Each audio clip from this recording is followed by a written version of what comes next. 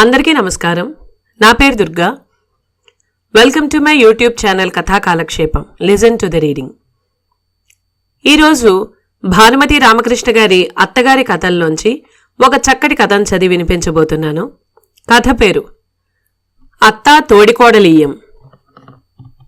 కథ ఇలా మొదలవుతోంది. ఆ రోజే తిరుపతి వెళ్లి వెంకన్నను చూసి రావాలని పట్టుబట్టారు మా అత్తగారు. పని తీరికలేని మా వారు పై వచ్చే వారం వెళ్దాంలేమ్మా అన్నారు ఆఫీసుకి బయలుదేరుతూ. అపచారం అపచారం అంటూ 2 చెంపలు వాచిపోయేటట్టు బాదుకున్నారు మా అత్తగారు తన సొంత చేతులతో. నాకు నవ్వొచ్చింది. కానీ మరుక్షణం అనుకుంటూ నా చేతి వేళ్లు కూడా 2 చెంపలు మృదువుగా తాకాయి. మరేమిటంటావురా అన్నారు మడిలో ఉన్న మా అత్తగారు. మర్చిపోయి వాకిలికి వేసిన కర్టెన్ ముట్టుకుని నేను చూసేలోగానే దూరంగా జరుగుతూ, పోనీ ఓ పని చెయ్యమ్మా, నీవు నీ కోడలు వెళ్ళిరండి, ఇంకోసారి అందరం కలిసి వెళ్ళొచ్చు అన్నారు మావారు.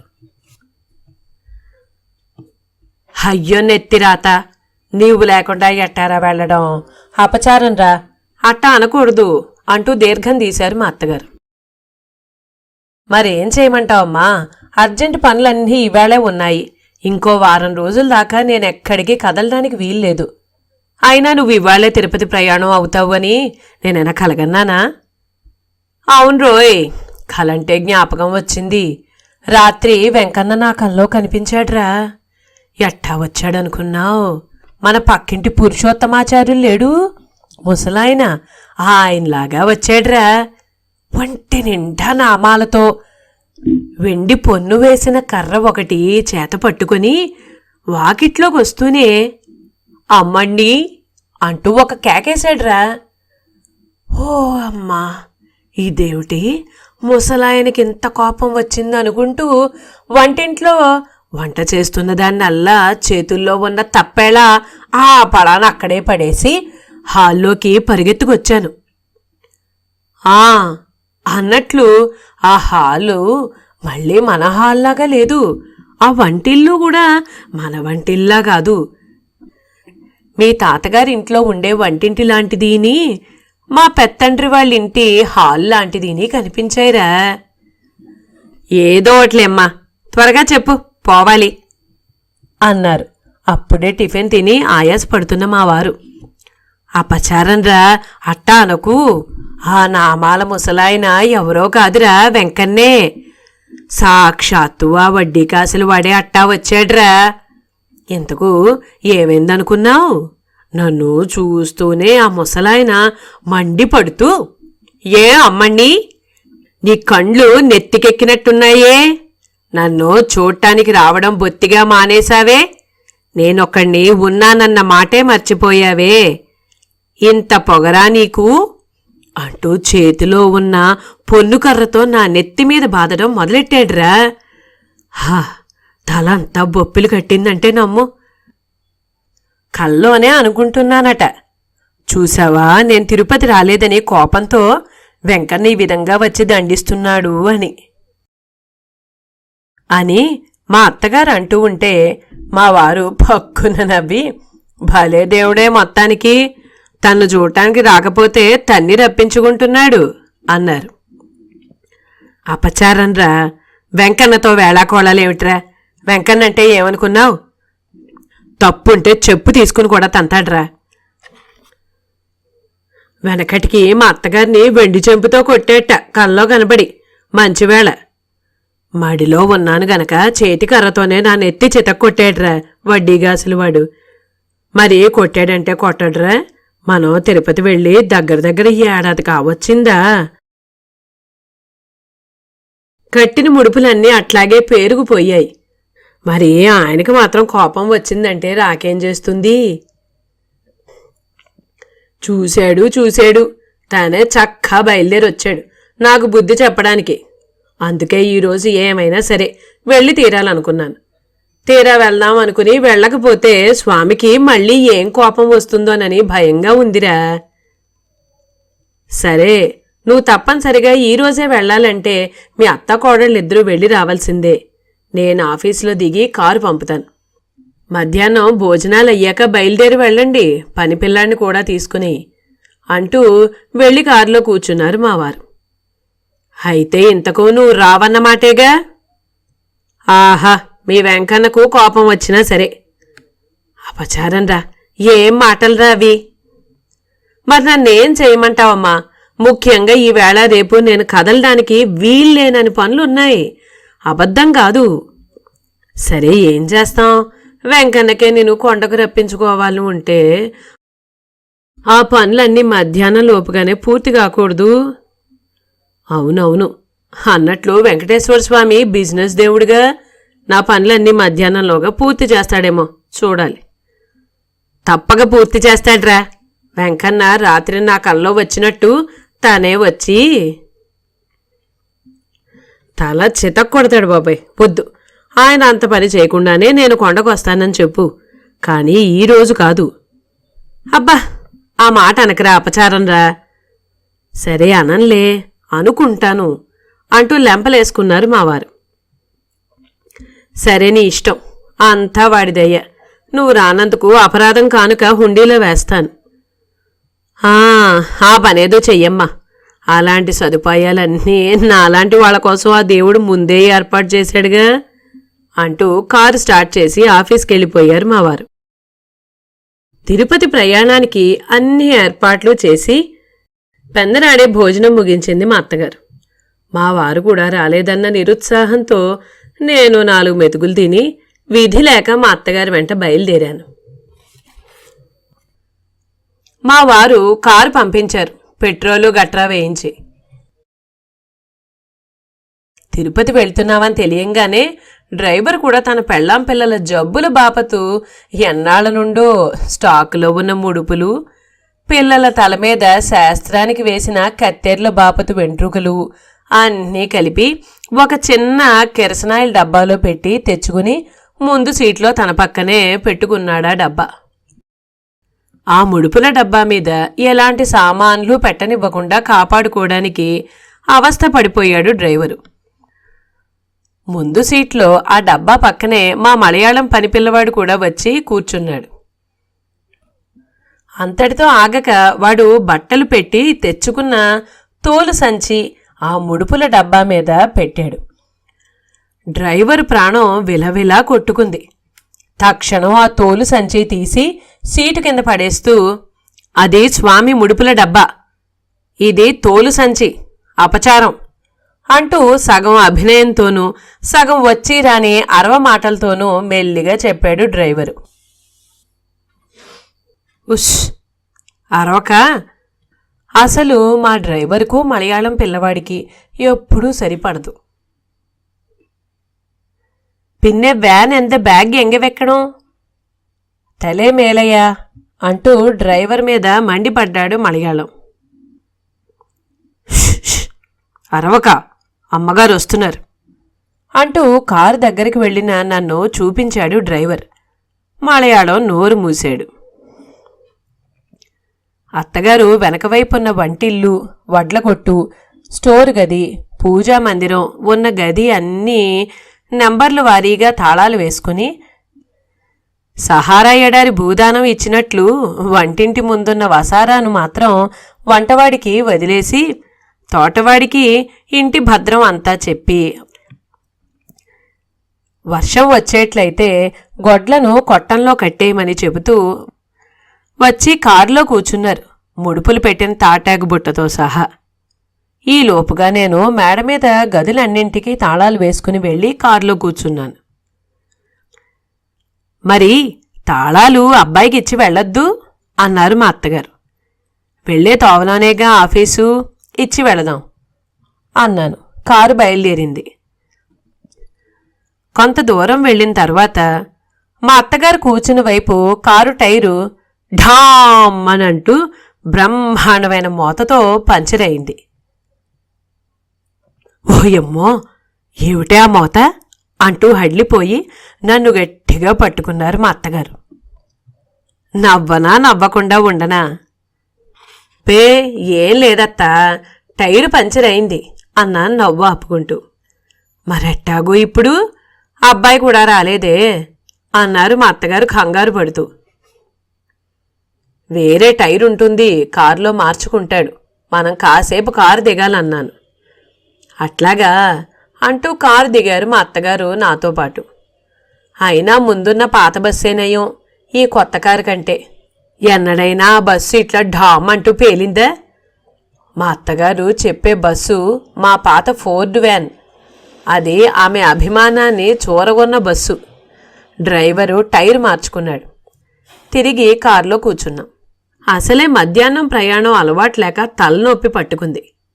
దానికి తోడు మా అత్తగారు నేనెరగని తన పుట్టింటి వాళ్లను గురించి, వాళ్లకు సంబంధించిన బంధువులు తిరుపతిలో ఎంతమంది ఉన్నారో వాళ్లను గురించి, వాళ్లలో తనతో మాటలు లేని వాళ్ళెంతమందో, తనంటే పడి చచ్చేవాళ్ళెంతమందో వాళ్ళందరి గురించి చెప్పి నా తలనొప్పి మరి కాస్త ఎక్కువ చేసింది. నిజంగానే తిరుపతిలో మా అత్తగారి బంధువులు ఎక్కువగానే ఉన్నారు. ఎవళ్ళింటికి వెళ్ళినా ఎవళ్ళింటికి వెళ్ళకపోయినా చిక్కే. అందుకే మా వారు వస్తే టైం లేదనే సాగుతో నేరుగా కొండకెళ్ళి స్వామి దర్శనం చేసుకుని తిరిగి వచ్చేస్తూ ఉంటారు. కొడుకు వెంటొచ్చినప్పుడు మా అత్తగారు కూడా నోరెత్తరు. కానీ నేను ఈసారి ఆమె చేతుల్లో చిక్కాను. ఆమె ఎక్కడికి తీసుకెళ్తే అక్కడికి వెళ్ళాలి చచ్చినట్లు. మా వారు వాళ్ళ పెద్దనాన్న ఇంటికి వెళ్ళి వాళ్ళ అన్నయ్యను పిలుచుకొని కొండకు వెళ్ళమని చెప్పారు. నిజంగానే మా బావగారిని తోడుకోడల్ని చూసి చాలా కాలమైంది. మనవడు పుట్టాక వెళ్ళనే లేదు, నామకరణానికి రాలేదని ఎంతో నిష్ఠూరంగా జవాబు రాసింది మా తోటికోడలు. మా వారు వాళ్ళ పెద్దనాన్న ఇంటికి వెళ్ళమన్నప్పుడు మా అత్తగారు సరే అన్నారు. గాని తీరా తిరుపతికి వచ్చేసరికి, ఏమే మరి మా సరోజ ఇంటికెళ్ళి ఈ రాత్రి ఉండి తెల్లారిగట్ల బయలుదేరి కొండకెళ్దామా? దాన్ని చూసి చాలా రోజులైంది ఏ అన్నారు. సరోజ మా అత్తగారి పెద్దక్క మనవరాలు. వద్దని నేనట్లా చెప్పేది. మరి మీ అబ్బాయి మరి బావగారింటికి వెళ్ళమన్నారు అని గొణిగాను మెల్లిగా. వాడు అనడానికి ఏం లేస్తూ, నీకు తెలియందేముంది చెప్పు. పైగా మధ్య నీ తోటికోడలికి పెద్ద జబ్బు చేసిందని, మంచంలోంచి లేవడం లేదని జాబు రాశాడుగా నరం. మరి ఇప్పుడెట్టా ఉందో? ఇంత రాత్రిపూట మనం వెళ్ళి జబ్బు మనిషిని దాన్ని అవస్థ పెట్టడం ఎందుకు? దాని కోడలు ఇక్కడే ఉందో లేక పుట్టింటికి వెళ్ళిందో? అంతగా అయితే కొండ దిగి వచ్చేటప్పుడు చూసి వెళ్దాంలే, ఏమంటావు అన్నారు మా అత్తగారు. ఏమంటాను, సరే మీ ఇష్టం అన్నాను. కారు సరోజ ఇంటి ముందు ఆగింది. సంతోషంగా కారు దిగిపోతున్న అత్తగారు ఆగిపోయారు బ్రేక్ వేసినట్లు. సరోజ ఇంటి బాగిలికి తాళం వేసుంది. కారు ఆగడం చూసి బయటకు వచ్చిన పక్కింటి వాళ్ళు చెప్పారు, సరోజ మౌడికి ట్రాన్స్ఫర్ అయిందని 4 రోజుల క్రితమే తాడిపత్రి వెళ్ళిపోయారని. మా అత్తగారి ముఖం వెలవెలబోయింది. నా ముఖం చూడలేకపోయింది. పోనీ శకుంతల ఉందేమో చూసిపోదాంలే, దగ్గరేగా అన్నారు మా అత్తగారు. అలాగే అన్నాను. శకుంతల మా తోటికోడలికి తోడికోడలున్ను, మా అత్తగారి పుట్టింటి ఆడపడుచున్ను. మా తోడికోడలంటే సరిపడకపోయినా శకుంతలంటే ప్రాణాలు ఇస్తుంది మా అత్తగారు. కారు శకుంతల ఇంటి ముందు ఆగింది. మళ్ళీ మా అత్తగారు కారు దిగబోతూ ఆగిపోయారు. శకుంతల ఇంటి వాకిలికి కూడా తాళం వేసుంది. మళ్ళీ ఆ పక్కింటి వాళ్లే చెప్పారు, పురిటికి పుట్టింటికి వెళ్ళిందని, ఆవిడ భర్త వాళ్ళ అన్నగారింట్లోనే ఉంటున్నాడని. మా అత్తగారి ముఖాన కత్తివేటుకు నెత్తురు చుక్కలేదు. ఏడ్చినట్టే ఉంది అని కాసేపు విసుక్కున్నారు మా అత్తగారు. సరే ఏం చేస్తాం, మీ తోడికోడలు ఇంటికే పోదాం పద అన్నారు మా అత్తగారు నీరసంగా. నా ప్రాణం లేచొచ్చింది. మా తోడికోడలు ఇంటి ముందు కారాగింది. ఈసారి మా అత్తగారు బిగుసుకుపోయి కూర్చున్నారు. నేనే ముందు కారు దిగాను. నన్ను చూస్తూనే మా బావగారు ఎక్కడలేని సంతోషంతో ఇంట్లోంచి పరిగెత్తుకొచ్చారు కారు దగ్గరికి. రామ్మా, ఎన్నాళ్ళకి కనిపించావు? కారులో ఎవరు? కక్కే, ఏం కక్కి కారులోనే కూర్చున్నావు? లోపలికి రా, ముందు మనవణ్ణి చూద్దువు గాని. ఏమిటో మీరంతా మమ్మల్ని బొత్తిగా మర్చిపోయారు. అన్నట్లు తమ్ముడు రాలేదే? అర్జెంటు పనులున్నాయని ఆగిపోయారు. అట్లాగా, అవునులే, వాడికి ఎప్పుడూ అర్జెంటు పనులే.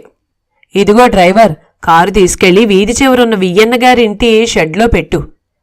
అబ్బాయి, మా సామాన్లన్నీ లోపలికి తీసుకెళ్ళినాయనా అని మలయాళంతో చెప్పి, రండి కక్కి అంటూ మమ్మల్ని లోపలికి పిలిచికెళ్లారు మా బావగారు. ఏమేవ్, మా కక్కి మీ చెల్లెలు వచ్చారేవ్, త్వరగారా అంటూ వంటింట్లో ఉన్న మా తోడికోడల్ని కేకేశారు మా బావగారు. ఎట్లాగూ వాళ్లకు మన ఇల్లు కనిపించిందా అసలు? మన మీద కోపంతో అసలు తిరుపతి రావడమే మానేస్తారేమో అనుకున్నా. పోన్లేండి, దేవుడు చూడటానికైనా వచ్చారు కదా, ఇదిగో వస్తున్నా అంటూ వంటింట్లోంచే చదివేసింది మా తోటికోడలు. మా బావగారి ఇంటి వాకిళ్లన్నీ ఎత్తు వెడల్పు లేని చిన్న వాకిళ్లు. మా అత్తగారు జాగ్రత్తగా తల వంచి శరీరాన్ని అడ్డంగా తిప్పి లోపలికి రావడం చూసిన మా తోటికోడలు గుడ్లు తేలేసింది. ఎవరు? అత్తయ్యే అన్నది ఆశ్చర్యంగా దవడలు నొక్కుంటూ. ఏ అంత గుర్తుపట్టలేకుండా ఏమైనాను అని కోపంతో దీర్ఘం తీశారు మా అత్తగారు. దిష్టి తగులుతుందని పమిటి కొంగు ఒంటి నిండా కప్పుకుంటూ. అబ్బే, మీరేం కాలేదత్తా, మీ శరీరమే ఏదో. నీ ముఖంలే, త్వరగా వెళ్ళి మరదలి భోజనం సంగతి చూడు అంటూ మా బావగారు గుడ్లు ఉరిమి చూశారు మా తోడికోడల్ని. ఎందుకట్టానంటే గుడ్లు ఉరిమి చూస్తారు? తప్పేమన్నాను? ఒకప్పుడు నేను ఈ వాకిళ్ళన్నీ పట్టనని మీ కక్కి అందరికీ చెప్పి నవ్వలా? నేనేమీ నవ్వలేదమ్మాయి అంటూ మా అత్తగారు నట్టింటి గుంజక ఆనుకుని కృష్ణ అంటూ కూర్చున్నారు. మా అత్తగారు చూడకుండా మా బావగారు మా తోడికోడల్ని చూసి పండ్లు కొరుకుతూ, అబ్బబ్బా, నీ నోరు కట్టి కుదుళ్లలో పెట్టిన ఊరుకోదు గదా, ముందు వెళ్ళి మరదలి భోజనం సంగతి చూడమంటే. అట్లాగే నా కోసం అట్టే పెట్టిన ఆవుపాలున్నాయేమో కక్కికివ్వు, ఈ పూట నాకక్కర్లే. ఎందుకురా, నా కోడలు నా కోసం ఫ్లాస్కులో తెచ్చింది మా ఇంటి ఆవుపాలు, చాలు, అవున్నాయిగా. ఆమె ఎప్పుడొచ్చినా మన ఇంట్లో పచ్చి మంచినీళ్ళు కూడా ముట్టకూడదనే ఏర్పాటుతోనే వస్తుందిలేండి. రావమ్మా చెల్లెలా, భోంచేద్దాం అంటూ నా చెయ్యి పట్టుకుని వంటింటి వైపు పిలిచికెళ్ళింది మా తోడికోళ్లు. ఇన్నేళ్ళొచ్చినా నీ పెళ్ళాం దాని బుద్ధి పోనిచ్చుకుంది కాదురా నరం అన్నారు మా అత్తగారు తన బుద్ధి పోనివ్వకుండా. మా బావగారు మాట సర్దుతూ, దాని మాటలకేం కక్కి, నీకు తెలియందేముంది, ఒట్టి పిచ్చిది, నోరుందని వాగడమే తప్ప దానికి మనసులో ఏమీ ఉండదు, ఒట్టి బోళా అన్నారు. ఎప్పుడూ పెళ్ళాన్ని వెనకేసుకొస్తూ ఉంటాడని మా బావగారంటే కూడా మా అత్తగారికి కాస్త కోపం లేకపోలేదు మనసులో. ఏమో నాయనా, మా తోటికోడళ్ళు పోయినప్పుడే ఈ ఇంటికి నాకు రుణం తీరింది. తోడికోడలైనా సొంత అక్క కంటే ఎక్కువగా చూసేది. అన్నట్లు నీ కొడుకేడి అంటూ మాట మా అత్తగారు. వాడికి వరంగల్లో ఉద్యోగమైంది కక్కి, వాడు వెళ్ళి అప్పుడే 2 నెలలైంది. ఇల్లు దొరకగానే కోడల్ని మనవణ్ణి తీసుకెళ్లి అబ్బాయి దగ్గర దిగవిడిచి రావాలి. అట్టాగా, అన్నట్లు నీ మనవడేడ్రా, నిద్రపోయాడా? అవును కక్కి, వాడికి వారం రోజుల నుండి దగ్గు జలుబు పట్టుకుని వదలడంలా. పాప డేలా అయిపోయినాడు బిడ్డ, చూస్తావా? ఇప్పుడెందుకురా బిడ్డని నిద్ర లేపడం, రేపొద్దున్నే చూడొచ్చులే. ఇంతకు వాడికి అబ్బ పోలికొచ్చిందా అమ్మ పోలికొచ్చిందా అంటూ చిక్కు ప్రశ్న వేశారు మా అత్తగారు. మా బావగారు నవ్వి, అందరూ తాత పోలికే వచ్చిందంటున్నారు కక్కి అన్నారు. ఆ అట్టాగే కాకా పట్టండి మీ కక్కీని. అవ్వపోలికొచ్చిందంటే రేపు వాడికి ఓ పూట అన్నం కూడా పెట్టదావిడే అని అందుకుంది మా తోటికోడలు భువంచేసి ఆకుమడుస్తూ. మా బావగారు భయపడిపోయారు. మాట మారుస్తూ, కక్కీ, పాల ఫ్లాస్కు కారులో ఉందా, లోపలికి తెచ్చాడా అంటూ వెళ్ళి సామాన్ల దగ్గరున్న ఫ్లాస్కు, పండ్లు, గ్లాసు తెచ్చి మా అత్తగారి ముందు భక్తిగా నుంచున్నారు మా బావగారు. హా, ఇప్పుడే ఎందుకురా, కాసేపుండి తీసుకుంటాలే అన్నారు మా అత్తగారు. తీసుకోకక్కి, ఒంటిపూట భోజనం, పాలు కూడా వేళకు తీసుకోకపోతే పెద్దతనంలో నీరసంగా ఉండదు అంటూ మా బావగారు కాసేపు బ్రతిమాలిన తరువాత మెల్లిగా ముందుంచిన పండ్లు పాలు పక్షపాతం లేకుండా పుచ్చుకున్నారు మా అత్తగారు. మా తోటికోడలు నేను భోంచేసి తమలపాకులు పాందానుతో సహా వచ్చి మా అత్తగారి పక్కనే కూర్చున్నాం. మా అత్తగారు తోటికోడలు వచ్చే లోపుగానే అరటిపండ్ల తొక్కలన్నీ పక్కనే ఉన్న మంచం కిందకి తోశారు.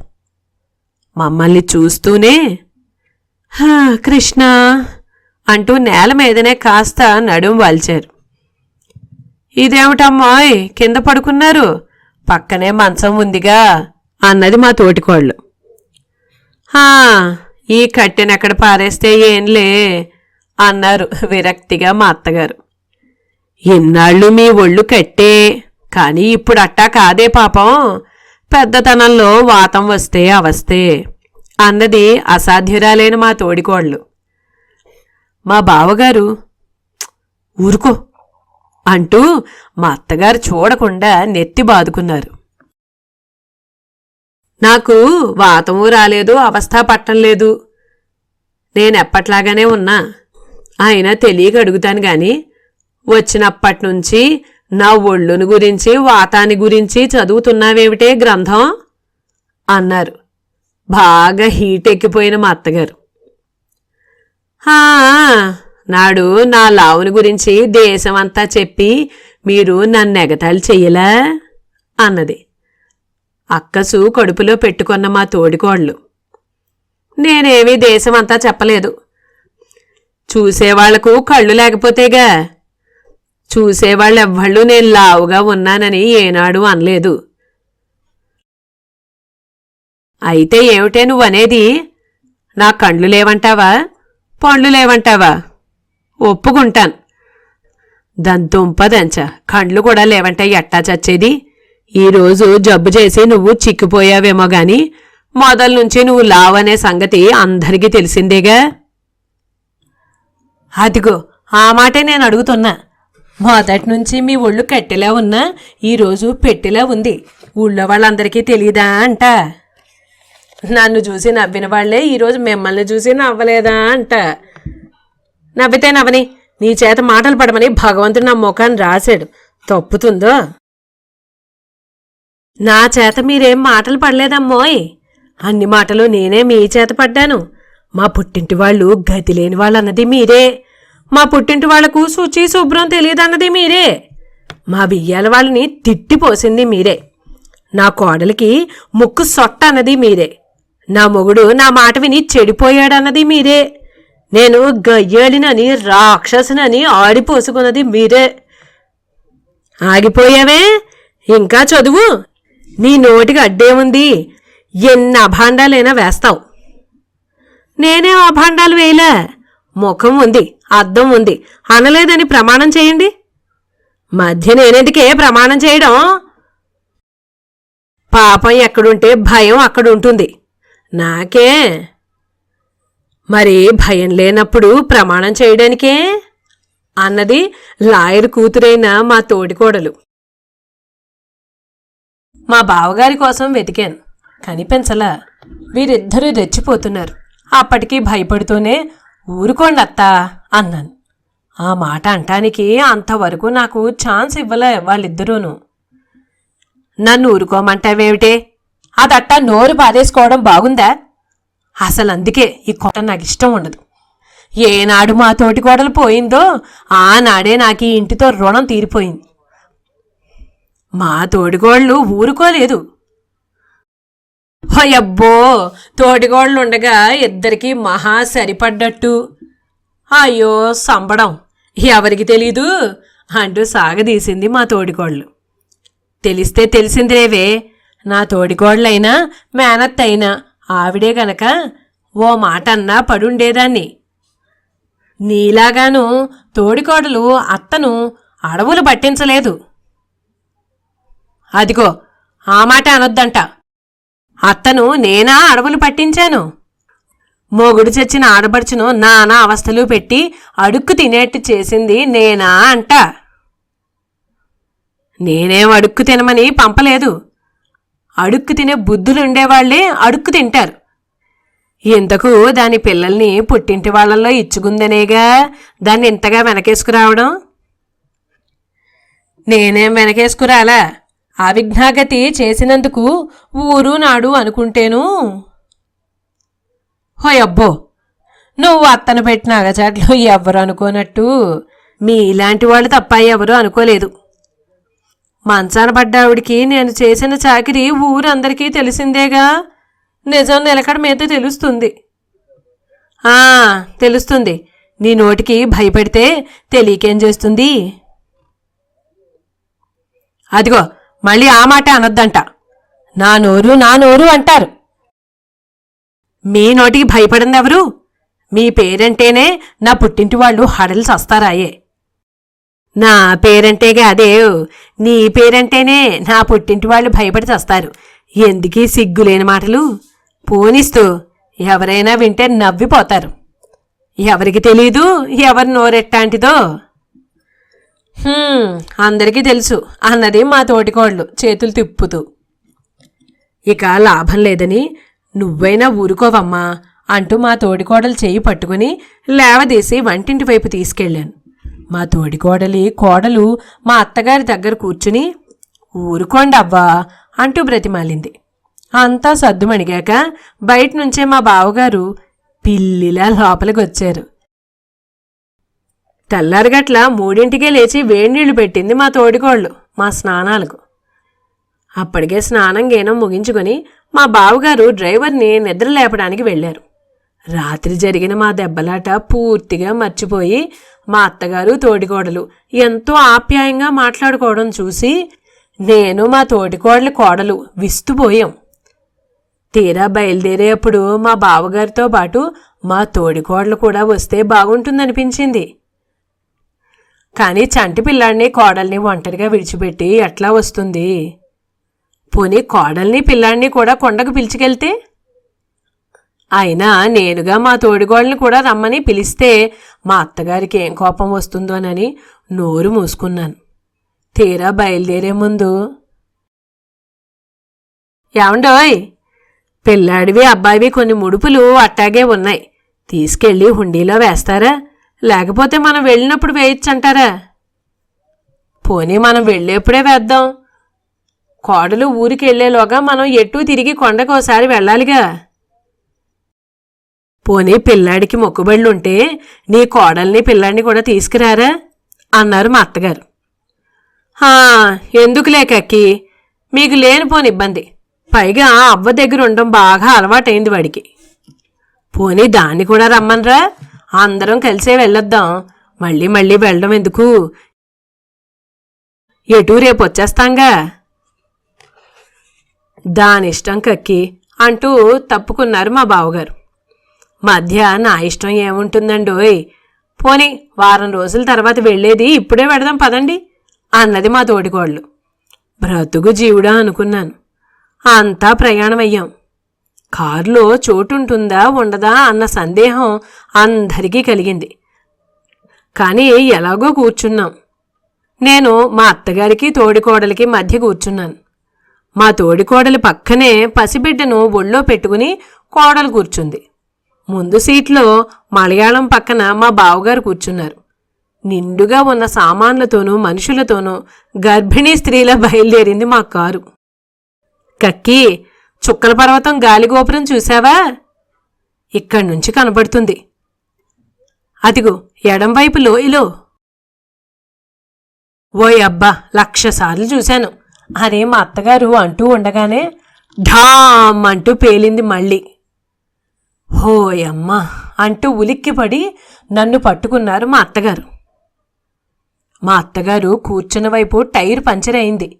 నేను నవ్వు ఆపుకోలేక సతమతమయ్యాను. మళ్ళీ ఏ ఇనప మేకో టైర్లో దిగి ఉంటుంది, లేక టైరే బరస్ట్ అయి ఉంటుంది. అయినా మా అత్తగారు కూర్చున్న వెంపే 2 సార్లు పంచర్ అవ్వాలా? మా తోటి కోడలు మూతికి పమిటి కొంగు అడ్డు పెట్టుకుని నవ్వుకుంది. మళ్ళీ ఏమొచ్చిందే అన్నారు మా అత్తగారు. ఏం రాలేదు, టైరు పంచర్ అయింది అన్నాను. అయ్యో, నీ టైరు దొంగల దోల, ఇవేం టైర్లు, ఇదేం కారు? మాట మాట్లాడితే ఢామ్ ఢామ్ అంటూ పేలిపోతోందేమిటే వేధవా కారు అని విసుక్కుంటూ మాతో పాటు కారు దిగారు మా అత్తగారు. టైరు పంచర్ అయితే కారేం చేస్తుంది కక్కి, మరో స్పేర్ టైరు వేసుకోబోయ్ అన్నారు డ్రైవర్తో మా బావగారు. డ్రైవరు భయపడుతూ నుంచున్నాడు. నా గుండె గతుక్కుమంది. అన్నట్లు ఉన్న స్పేర్ టైరు కాస్త మొదటి పంచర్ అప్పుడే వేసేశాం, ఏం చేయడం? చూస్తూ నిలబడతావేం డ్రైవర్ అని గద్దించారు మా బావగారు. విధి లేక నేను చెప్పాను, బయలుదేరిన వెంటనే ఒక టైరు పంచర్ అయిందని, అప్పుడు వేసిన స్పేర్ టైరే ఇప్పుడు పంచర్ అయిందని. అట్లాగా, అర్రేరే. అయితే ఏదైనా బస్సు వస్తుందిగా ఇప్పుడు, అందులో మనంతా కొండకు వెళదాం. కారు ఇక్కడే ఉంచి ఈ పని పిల్లాడిని కాసేపు కారు కాపలా ఉండమని డ్రైవర్ని దిగువ తిరుపతికి పంపించి టైర్లు రిపేర్ చేయించుకుని రమ్మంటే సరి అంటూ కారులో ఉన్న సామాన్లన్నీ కిందకి దించారు మా బావగారు. అబ్బే, ఆ పాత బస్సు ఎన్నడూ ఇట్లా పంచర్లు కాలేదు, పాడు కాలేదు అన్నారు మా అత్తగారు రోడ్డు పక్కనున్న బండ మీద కూర్చుంటూ. అందుకనేగా ఇప్పుడు మీకోసం బస్సులో పోబోతున్నాం అన్నది మా తోడికోడలు నవ్వుతూ. మా కాలంలో బస్సు కాకపోతే ఈ కార్లన్నీ ఎక్కడున్నాయిలే అన్నారు మా అత్తగారు. మా పెద్దనాన్నకు కారుండేది. చిన్నప్పుడంతా నేను ఆ కారులోనే తిరిగేదాన్ని. మాకు పెద్దనాన్నలు లేరు, కార్లు లేవు. మా నాన్న హయాంలో గుర్రం సాట్లోనే వెళ్లేవాళ్ళం ఎక్కడికి వెళ్ళాలన్నా అన్నారు మా అత్తగారు మళ్ళీ బిగుసుకుపోయి. మా బావగారికి కంగారు పట్టుకుంది. కక్కి, వాళ్ళ నాన్నకు గుర్రబండి ఉండేదట క్యాంపులకు వెళ్ళడానికి అంటూ మా తోడికోడల్ని నోరు మూసుకోమని గుడ్లురిమి చూశారు మా బావగారు. మా తోడికోడల నోరు ఆటోమేటిక్ సిస్టంలో పనిచేస్తుంది. ఆవిడొద్దనుకున్నా ఆవిడ నోరు ఆవిడ కంట్రోల్లో ఉండదు. ఏమోనమ్మా, నేనెప్పుడూ గుర్రపు బండ్లు ఎక్కలేదు, ఒంటెద్దు బండ్లు ఎక్కలేదు అన్నది తను రోడ్డు పక్కనున్న కొండరాళ్ల మీద కూర్చుంటూ. మా అత్తగారికి ఒళ్ళు భగ్గున మండింది. అదేమిటే, గుంటూరు జిల్లా వాళ్లకు గుర్రపు బండ్లు ఒంటెద్దు బండ్లు కాకపోతే విమానాలు ఎక్కడున్నాయే తిరగడానికి అన్నారు మా అత్తగారు. దాని ముఖంలే కక్కి ఒట్టి బడాయికోరు అన్నారు మా బావగారు. నేనేం బడాయిలు చెప్పలేదండోయ్, మా కారు ఉండేది కనుక చెప్పాను. గుర్రబండని గుర్రం సాటు అంటూ నేనేం గొప్పలు చెప్పుకోలేదు అన్నది మా తోటికోళ్ళు. అయ్యో శ్రీరామచంద్ర, చిన్నప్పుడంతా అట్టా అనేవాళ్ళం గనక ఇప్పుడు పుసుక్కున ఆ మాటే వచ్చింది. ఫోన్లే కక్కి, తప్పేముంది, నువ్వు ఊరుకుంటావా లేదా అన్నారు మా బావగారు మా తోడికోడల్ని నమిలి మింగేటట్టు చూస్తూ. అంటే అన్నది లేరా, నేనిహ మాట్లాడనులే, నోరు మూసు కూర్చుంటే పోయే అన్నారు మా అత్తగారు కొడుకును తృప్తిపరచడానికి. నీ మాటకేం కక్కి, నేనే ఒక్కోసారి దీని నోటి భయపడి నోరు మూసుకుని కూర్చుంటా అన్నారు మా బావగారు నవ్వుతూ. మా తోడికోడలికి మళ్ళీ కోపం వచ్చేలోగానే బస్సు వచ్చేసి మమ్మల్ని బ్రతికించింది. కొండ మీద ట్రావెలర్స్ బంగళాలోనే అంతా ఉండే ఏర్పాట్లు చేశారు మా బావగారు. వెళ్తూనే గుడికెళ్ళి స్వామి దర్శనం చేసుకుని ముడుపులు అపరాధ కానుకలు హుండీలో వేసి పిల్లాడి మొక్కుబడి కూడా తీర్చుకుని తిరిగి బంగళాకొచ్చాం. మేమంతా హోటల్ నుంచి తెప్పించిన భోజనమే చేశాం. మా అత్తగారు మాత్రం గుడి నుంచి అర్చకులు తెచ్చిన పులిహోర, దద్దోజనం, చక్కెర పొంగలి వడలు వగేరా తీసుకొని భోక్తాయాసంతో కృష్ణ అంటూ కాసేపు నడుం వాల్చారు. ఆమె పక్కనే మా తోడికోడలు కూడా నడుం వాల్చింది. నేను మా తోడికోడలి కోడలు పిల్లాడిని నిద్రబుచ్చి ఏమీ తోచగా స్వామివారి రోజా తోట చూడటానికి బయలుదేరాం. తోట అంతా గులాబీ పూలు విరగబూసాయి. కానీ కోయడానికి లేదుగా. కోసినా పెట్టుకోవడానికి అంతకన్నా వీల్లేదు. మా ఇద్దరి ఆడహృదయాలు ఆ పూలు చూసి అల్లాడిపోయాయి. అప్పటికి పెద్ద పెద్ద పూలన్నీ విడిచిపెట్టలేక కోసాం. కానీ భయం వేసింది.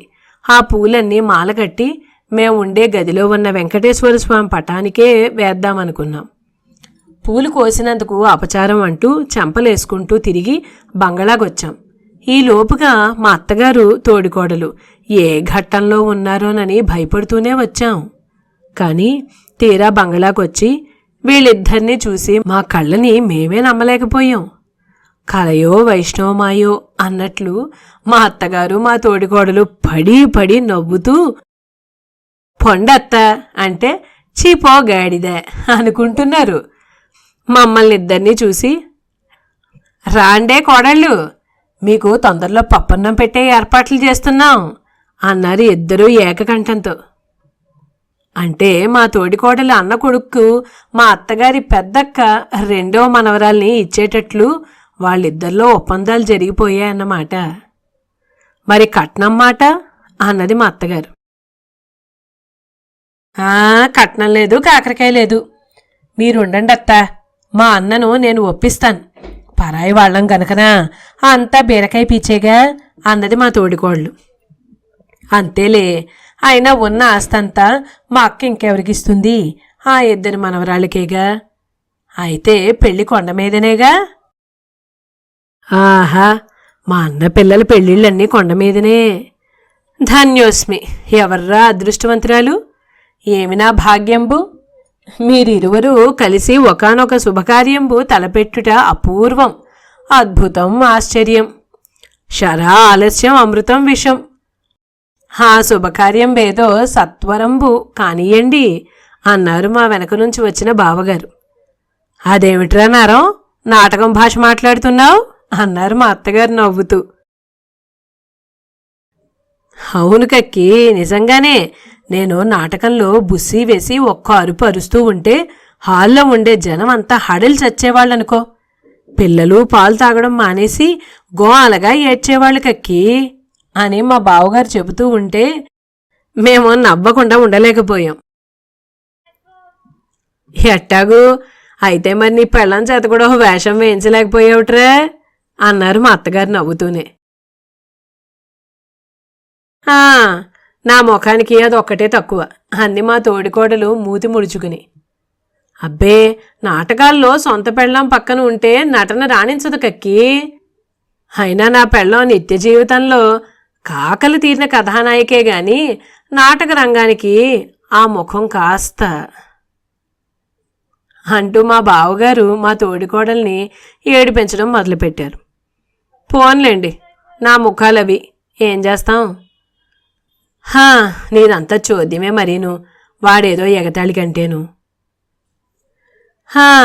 ఈ రోజుకి ఎగతాళి కంటం కాదులే, ఎప్పుడు ఉండేదే.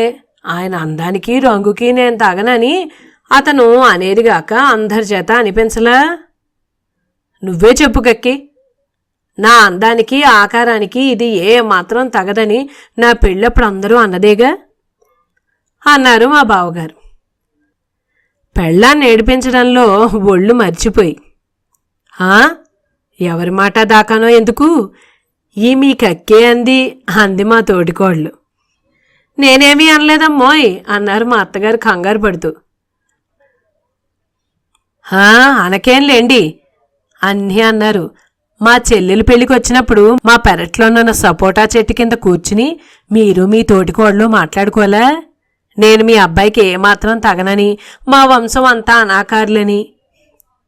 ఏమిటే మహా చూసొచ్చినట్టు విన్నట్టు మాట్లాడుతున్నావు? ఆహా, తెలియకడుగుతాను గాని నీ ఇంటికి వచ్చి పట్టుమని ఓ పూటైనా ఉండని నేను మీ పెరట్లో ఉన్న సపోటా చెట్టు కింద తీరిగ్గా కూర్చోవచ్చానంట. మరీ అబాండాలు వేయడం నీకు అలవాటు కాకపోతేను. మా బావగారు మెల్లగా అక్కడి నుంచి జారుకున్నారు. నేనేం అబాండాలు వేయడం లేదమ్మోయ్, అని లేదండం మా వంశంలో లేదు అన్నది మా తోటికోళ్ళు. హా, ఏం వంశమో మా ఇద్దరి వంశం, పోనిద్దు అన్నారు మా అత్తగారు మూతి 3 వంకర్లు తిప్పి. మా తోటికోళ్ళు తారాజువ్వలా లేచింది. మాది మాయదారి వంశమా? మాది మాయదారి వంశం సరే, ఒప్పుకున్నాను. మళ్ళీ ఆ మాయదారి వంశంలో పిల్లాడే ఎందుకు కావలసి వచ్చాడంట మీ అక్క మనవరాలికి అంటూ నిలదీసింది మా తోడికోళ్ళు. నాకెవ్వరూ కావలసి రాలేదు తల్లి, ప్రస్తావన వచ్చింది కనుక అన్నాను. నీకు నీ వంశానికి నమస్కారం అంటూ మా అత్తగారు శరీరాన్ని ఒక ప్రదక్షిణం చేయించి లోపలికి వెళ్ళారు. మా తోడికోడలు కూడా లేచి నిలబడ్డది. మా వంశానికే నిక్షేపం లాంటి వంశం, ఎటొచ్చి కర్మం జాలక మీరు రాక్షస వంశంలో వచ్చి పడ్డానే గాని. మా అత్తగారు లోపల నుంచి అంటున్నారు, ఎవరిదే రాక్షస వంశం? ఎవరిదంట? బలవంతంగా అత్తను బకెట్లో కూర్చోబెట్టి బావిలో దించింది ఏ రాక్షసే? అయ్యో అయ్యో, మీ అన్యాయం గోలా, ఇంత అన్యాయమా?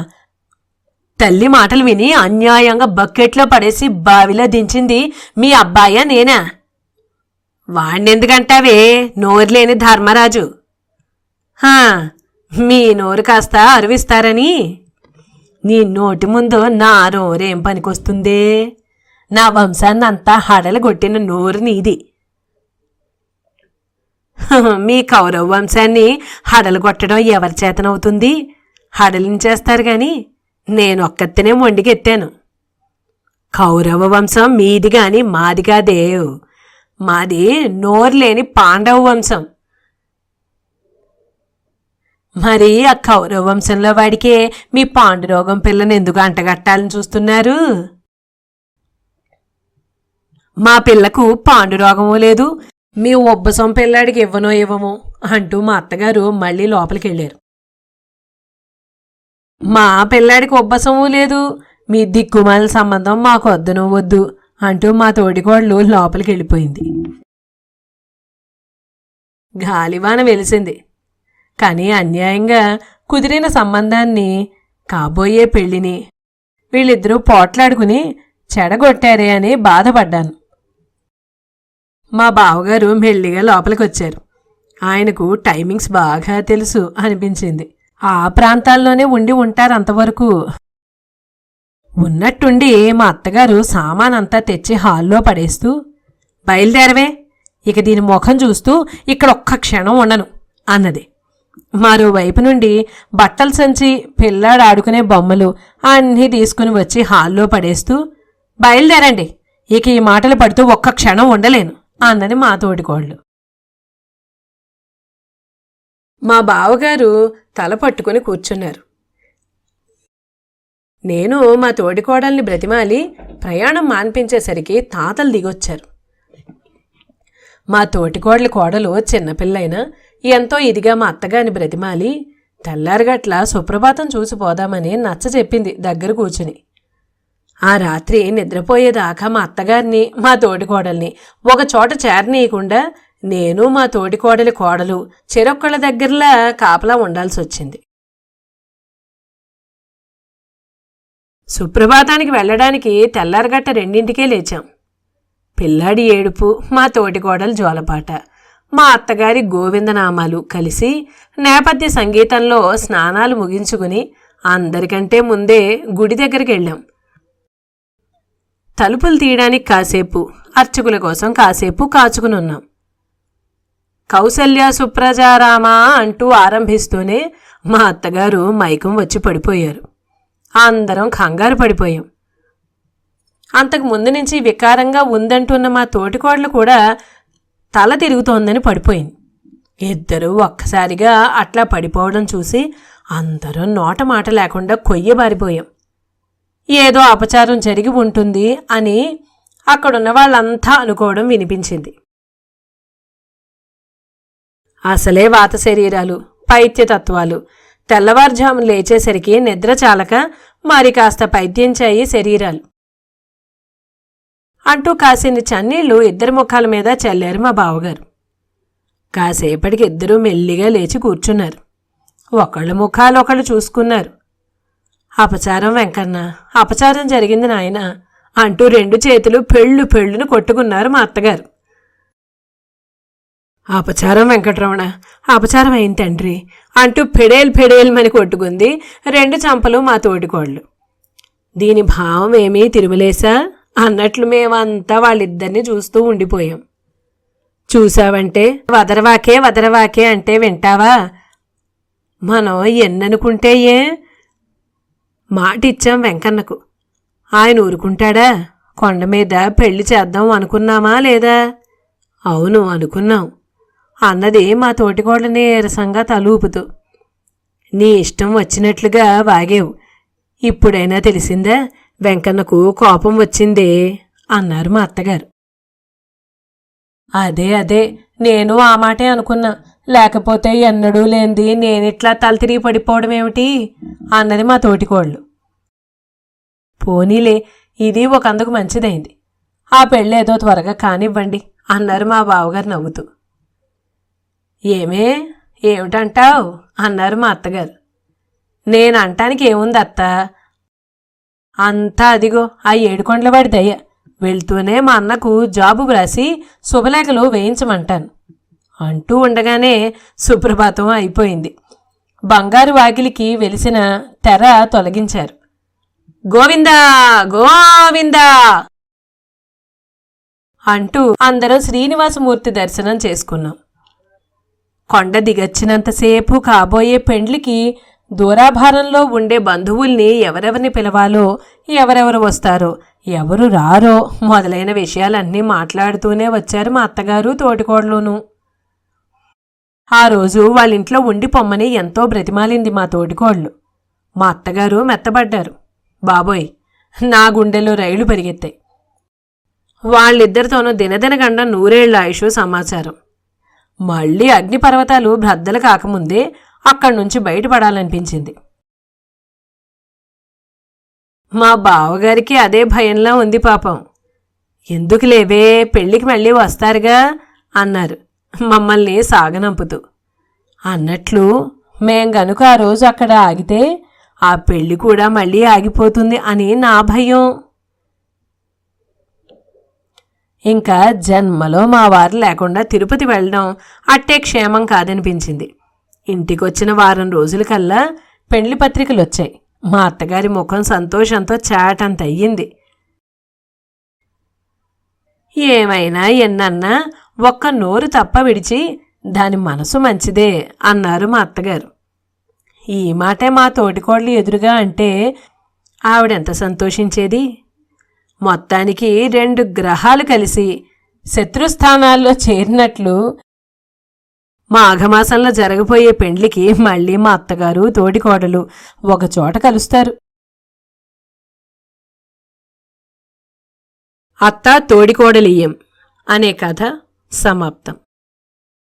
నేను చదివిన విధానం మీకు నచ్చినట్లయితే లైక్ చేయండి, షేర్ చేయండి.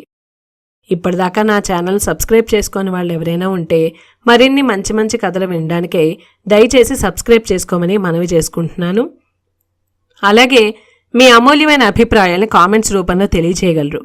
అలాగే వీడియో అప్లోడ్ చేయగానే నోటిఫికేషన్ రావాలంటే పక్కనున్న బెల్ ఐకాన్ క్లిక్ చేయగలరు. మళ్ళీ మరో మంచి కథతో మీ ముందుకు వస్తాను. అంతవరకు నమస్కారం.